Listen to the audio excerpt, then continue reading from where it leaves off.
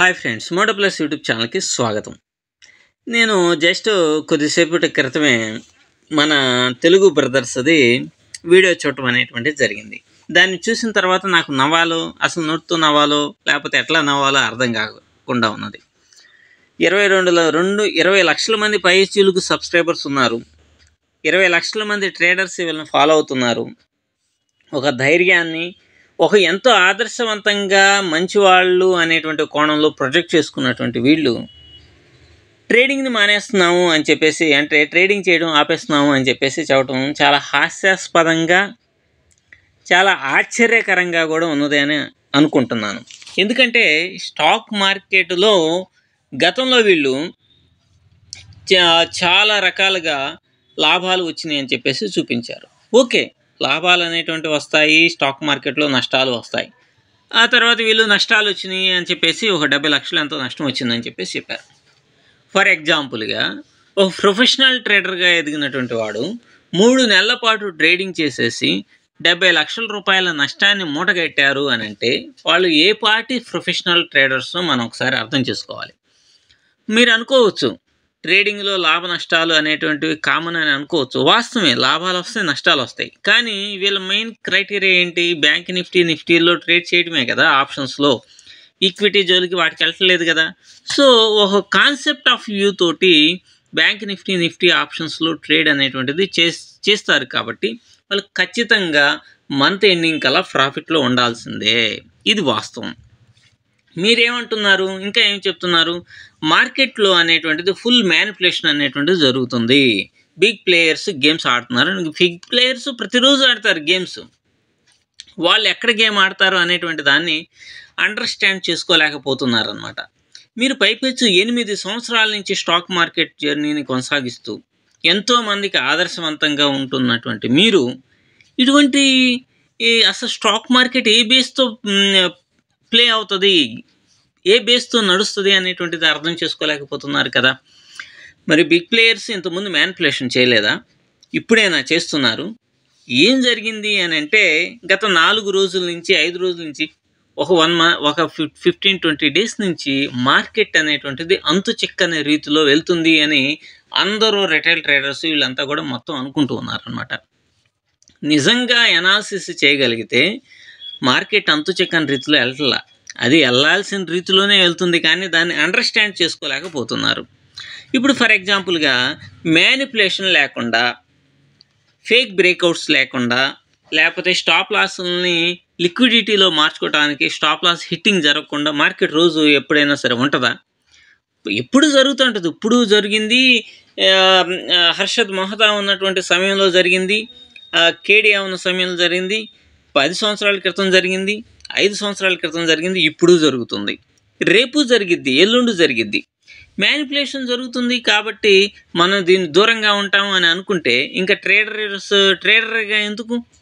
ఇంతకాలం మార్కెట్లో ఉండేసేసి మార్కెట్ యొక్క అంతు చూడకుండా అస్త్ర సన్యాసం చేస్తే ఇంకేంది ఇంతమంది మిమ్మల్ని ఫాలో అవుతున్నటువంటి వాళ్ళకి మీరు ఇచ్చేటువంటి సందేశం ఏంటి? మాట్లాడితే నిజాయితీ అంటారు. మీరు ఇచ్చే సందేశం మేము ఆపేస్తున్నాము, మేము నిజాయితీగా ఉన్నాం. ఆపేసేదానికి నిజాయితీ, నువ్వు ట్రేడింగ్ చేస్తే ఏంటి, చేయకపోతే ఏంటి, అసలు ఆపేసేదానికి నిజాయితీ అనేటువంటిది అవసరం లేదు. సో మీరు ఫాలో అయ్యేటువంటి వాళ్ళు, మిమ్మల్ని నమ్మి చాలామంది నష్టపోయినటువంటి వాళ్ళు ఉన్నారు. ఎప్పుడో 4 సంవత్సరాల క్రితం జరిగినటువంటి స్ట్రాటజీస్ ఇప్పుడు వర్కౌట్ అవుతాయా చెప్పండి? మార్కెట్ ఎన్ని రకాలుగా మార్పులు చెందుతూ ఉంటుంది. ఎప్పుడైనా సరే బిగ్ ప్లేయర్ అనేటువంటి వాడు, ఇప్పుడు ఫర్ ఎగ్జాంపుల్గా ఒక బ్యాంక్ నిఫ్టీ అనేది 50,000 నుంచి 50,200కి వెళ్ళాలంటేనే కొన్ని వందల కోట్ల రూపాయలు ఇన్ఫ్లక్స్ చేయాలి మార్కెట్లో. మరి అంత ఇన్ఫ్లక్స్ చేస్తారు? చేయరు. వాళ్ళు ఒక బ్రేక్అవుట్ కోసం ప్రయత్నం చేస్తారు. ఆ బ్రేక్అవుట్ని ఆ బ్రేక్అవుట్ కోసం ప్రయత్నం చేసేటువంటి క్రమంలో వాళ్ళు అక్కడ ఏదన్నా మ్యానిపులేషన్ చేస్తారు, కానీ విధాపరంగా మ్యానిపులేషన్ అనేటువంటిది చేయరు. సరే, మీకు మార్కెట్లో లాస్లు వచ్చినాయి కాబట్టి, అంటే మీ క్యాపిటల్లో దాదాపు 20% పాటు పోయింది అని అంటున్నారు. మరి మీరు అసలు స్టాప్ లాస్లు, ఇప్పుడు స్ట్రాంగిల్స్ వేసినా స్టాప్ లాస్లు ఉండాలిగా. స్టాప్ లాస్లు అనేటువంటివి మీ యొక్క రిస్క్ అండ్ రివార్డ్ రేషియో బట్టే ఉండాలిగా. అంటే మీరు స్టాప్ లాస్లు మెయింటైన్ చేయట్లేదు. ఏదో గుడ్డేదో చేలో పడ్డట్టుగా ఎంట్రీస్ తీసుకుంటున్నారు. ఓ స్ట్రాంగిల్ డైరెక్షనల్, మీరు ఈ 4-5 రోజుల్లో, వారం రోజుల్లో డైరెక్షనల్ ట్రేడ్సే చేశారు. ఈ డైరెక్షనల్ ట్రేడ్స్ అనేటువంటిది చేయటం వల్లనే మీకు నష్టం జరిగింది. ఎలా నష్టం జరిగింది? లాస్ట్ 4 days మార్కెట్ అనేటువంటిది అక్కడక్కడే 100 పాయింట్లలోనే ఉంది. సహజంగా ఇట్లాంటి వాళ్ళంతా కూడా, అంటే స్టాక్ మార్కెట్లో ట్రేడింగ్ చేత కానటువంటి వాళ్ళు కూడా అంతా కూడా ఎక్కువగా డైరెక్షనల్ ట్రేడ్స్ అనేటువంటిది వేస్తారు. ఎందుకంటే మార్కెట్ ఎన్ని చేయడం పోతుందిలే, పోకుండా సచ్చిదంటలే అనేటువంటి కోణంలో డైరెక్షనల్ ట్రేడ్స్ వేస్తారు. ఈ 4 రోజులు ఏమైంది? మార్కెట్ ఆ 100 పాయింట్లను అక్కడక్కడే ఉండేసరికి డైరెక్షనల్ ట్రేడ్స్ చేసినటువంటి వాళ్ళకి నష్టం అనేటువంటిది వాటిల్లింది. నెంబర్ 1. నెంబర్ 2, నిన్నేం జరిగింది? ఫ్రైడే రోజున ఏం జరిగింది? మార్కెట్ కింద పడింది కాబట్టి, ఇన్ని రోజులు ఇక్కడెక్కడే కొట్టుకుంది కాబట్టి మార్కెట్ కిందకి వెళ్ళిపోయిద్ది, వరుస పెట్టి కిందకి తొక్కి పారేస్తుంది అని చెప్పేసి సిఈల్ని సెల్ చేశారు. ఎందుకు? డైరెక్షనల్ ట్రేడ్ కదా. కాబట్టి సిఈల్ని సెల్ చేసినప్పుడు దాని ప్రైస్ ఎంత ఉంటుంది? ఫర్ ఎగ్జాంపుల్గా 150-200 పాయింట్స్ ఉన్నటువంటి వాటిని, అంటే ప్రీమియమ్స్ని సెల్ చేస్తారు. ఈ 150-200 లేకపోతే 300 ఉన్నటువంటి ప్రీమియమ్స్ని సెల్ చేయడం వల్ల ఏమవుతుంది? ఒకనొక లెవెల్కి వచ్చిన ఈ ప్రీమియమ్స్ ఈజీగా కరిగిపోతాయి, 150కి అట్లా వెళ్ళిపోతాయి అనేటువంటి భ్రమలో ఉంటారు. ఇదేమైంది? యాంటీ డైరెక్షన్లో వెళ్ళింది. అట్లాగే ఫస్ట్ మార్కెట్ కిందే పడింది. ఓకే, ఇక పడిపోయింది కింద అనేటువంటిది ఒక లెక్క పత్రం లేదు, ఒక ప్లానింగ్ ఉండదు, ఏమి ఉండకుండా ఇక మార్కెట్ కింద పడిద్దిలే అనుకొని ఆంతున దేవుడు మొహాలు వేసుకొని చూస్తూ ఉంటే అదేమైంది? తిరిగి రిటర్న్ అయ్యి 1400 పాయింట్లు పెరిగింది. 1400 పాయింట్లు పెరిగినప్పుడు మీరు ప్రీమియం 300 పాయింట్లు ఉన్నది, 1000 పాయింట్లు పడ్డా కూడా అది 100కి వచ్చింది. కానీ 1000 పాయింట్లు పెరిగిందంటే 300 పాయింట్లు ఉన్నటువంటిది దాదాపుగా 1000కి వెళ్ళిపోయింది, 900-1000కి వెళ్ళిపోయింది. అంటే ఒక్కొక్క లాట్కి వచ్చేసి ఎంత? 700 పాయింట్లు లాస్ వస్తుంది. 700 పాయింట్లు అంటే ఎంత? 10,500.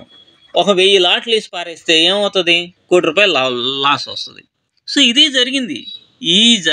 ఇట్లాంటి వాటి కారణంగానే ఒక ప్లానింగ్, స్టాప్ లాస్లను సరిగా మెయింటైన్ చేయకపోవటం వల్లనే సెల్లింగ్ చేసినంత మాత్రాన సక్సెస్ అవుతారని అనుకోవడం చాలా పెద్ద భ్రమ అనమాట. మార్కెట్ ఎప్పుడు కూడా సెల్లర్కి 2 రోజులు అవకాశం ఇస్తే బయర్కి 2 రోజులు అవకాశం ఇస్తుంది. ఇది వాస్తవం అనమాట. దీన్ని ఏమి అండర్స్టాండ్ చేసుకోకుండా మాకు లాస్ట్లో వచ్చినాయి, మేము ట్రేడింగ్ ఆపేస్తున్నాం.